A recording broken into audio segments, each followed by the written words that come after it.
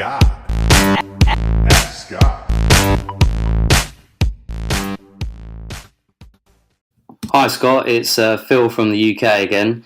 I just wanted to ask a question and get your thoughts on how you sort of analyse the results of a PPC campaign. Obviously, there's quite a lot of information that comes out, that you've got impressions, clicks, click-through rate, all that kind of stuff. So I just wondered really how you analyse the results, if you have any sort of criteria that you use for keeping keywords or ditching them. Really just to get a bit of an idea of kind of how you analyse the campaigns and that's it really. Keep up the good work. The show's absolutely amazing, and hopefully we'll hear your answer soon. Thanks a lot. Bye. Hey, Phil from the UK. Thanks so much for the question again. I appreciate that. And I wanted to answer your question. I try to get to everyone's question, at least that has been new, but you did ask a question before, but this was about pay-per-click. So I did want to address it because a lot of people do have these questions about pay-per-click. And I just did want to give just like a really quick rundown again as to how I use pay-per-click. And how you should as well, or at least you should experiment with. But in the beginning, especially if you're just looking to rank your product, the best way to do this is to use Amazon pay-per-click. And even if you price your item lower just to get sales and get keywords generated through that keyword, that is going to benefit you. So the numbers to me don't really matter as much in the beginning as they do moving forward, because I just want to get sales through keywords, especially if they're my prime keywords, because over time you're going to start expanding those. Now, if you have not listened, then I'm saying not you, Phil, but anyone in particular that's listening to this, if you have not listened to the podcast where I talk about pay-per-click, the 3 basic campaigns that I set up in the beginning, then you probably want to head over to theamazingseller.com/PPC. And then from there, what you can do is learn exactly what I've done and what I continue to do whenever I launch a brand new product. It's kind of like my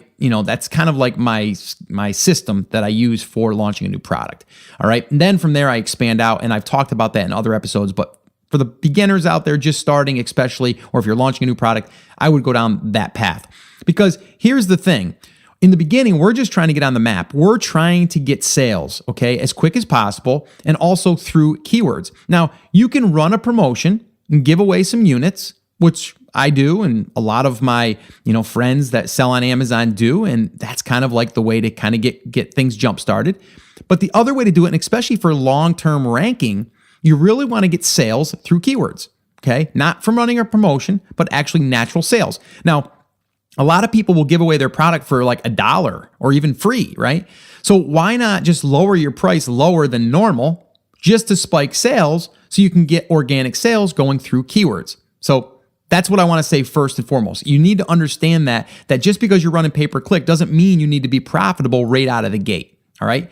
So the first thing that we look at is impressions, obviously, and I'm just going to run through this real quick. But if you're setting up a new campaign, and let's say that you're going after your main keywords, let's say you have 5 keywords that you want to go for, and let's say that you start your bid at 75 cents and a budget of $25, and you check that the next day, and you have very little impressions, if any at all. Maybe you don't have any.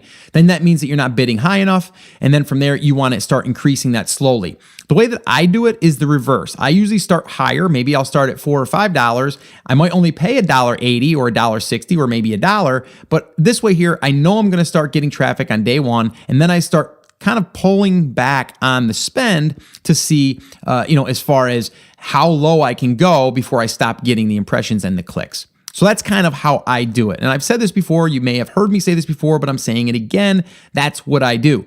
Then once you've been running for a little while, then you want to start looking at your ACOS, which is average cost of sale. And usually I like to keep this 50% or lower at all times. I know some people like it lower than 25%, that's a really good campaign. And I have some that do that. But for me, even if I'm only, converting at 50%, as far as the ACOS, it's still generating sales. And I'm only spending $25 a day, let's say. That $25 a day that's helping me rank those keywords might also generate me $300 a day organically. Okay, so I'm going to say that again. The $25 I spent that day that might not have turned a profit generated $300 worth of sales organically. So that's really the thing that I want to look at. Now, does that mean that you don't want to try to define the keywords that are bringing down your ACOS, that are making it, not that good, or bringing it up, I should say? So like, let's say that you have a campaign that's converting at 75%, or ACOS, I'm saying converting. Their ACOS is 75%, and you've got 10 keywords in there. Then what I would do is I would go expand my keywords, and I would see what keywords were kind of bringing that score, up, where it was making it bad. So I might find that there's 2 keywords that I'm getting clicks on, but no sales. But I have one other keyword that's the ACOS is maybe 10%. Well, then I want to pause the ones that are bringing that campaign down. So you almost have to, drill into each campaign to establish and to see what ones are bringing the campaign down. Now, sometimes it might take a little while before you can figure this stuff up. I would not just all of a sudden react to that. I would let mine go for a couple of weeks. As long as I have my budget set $20, $25, it's not going to really hurt me in the long run. It's the cost of getting going. It's the cost of learning the data. And then from there, we can start to refine that. Once we refine that, then we can start scaling it. Once we get it where it's a steady 20% or 25%, then what we can do is start adding more money to it. Now we can maybe increase the $25 budget to a $50 budget, and then still see if our ACOS is similar. And if it is, then we're going to scale that up to $75. So that's how I usually do it. But that's kind of how I look at the numbers. You really do have to drill down into your keywords that are inside of your campaign. You may have a campaign that has 500 keywords in it, and then all of those are going to go against your ACOS for that campaign. So the only way you're going to know that is to open up all of your keywords and see which ones are not converting, which ones are really high as far as the ACOS. You might have some that are 200%, but you might have some that are 10%. You want to go ahead and take those ones that are driving the ACOS up, I guess, in that case. And this way here, you can refine that. So I hope that makes sense. But in the end, I want you to understand that the pay-per-click is really there for me, not necessarily to be profitable, but to get keywords generated through my listing. So this way here, I can start getting organic sales, which then will outweigh the pay-per-click. So I hope that's answered your question, Phil. If you guys want to submit a question, head over to theamazingseller.com/ask, and you can do that. I want to also, again, remind you guys, if you're brand new and this is your first time to the show, I want to welcome you. I love hanging out with you guys. This is just awesome to be able to virtually connect like this. And that's why I love the Ask Scott sessions. But if you are brand new and you're just getting your feet wet and you don't understand the entire process, the entire business model, I would recommend attending one of my live free workshops. This is where I break it down for you in 5 phases: how to pick a market and a product, how to source it, how to do a pre-launch, how to do a launch, how to promote the product, and everything in between. We go over that on a workshop, and we go through every single thing. We also do live Q&A. So if you want to attend one of them, I would love to invite you to the next one, and you can register for the next one by heading over to theamazingseller.com/workshop, and you can register there for an upcoming workshop.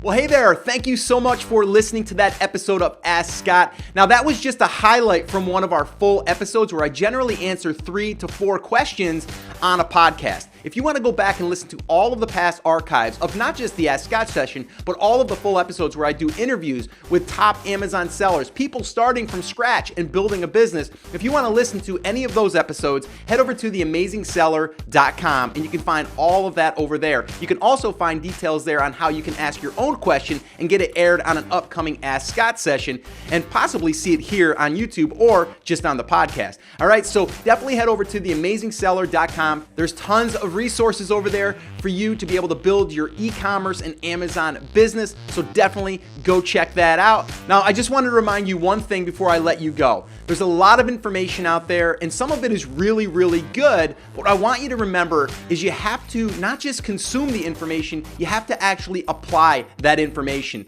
So take this information that you learned here today and apply it to your business, and this way here you can get results. As my shirt says, I wear it almost daily. Take action. We'll see you guys.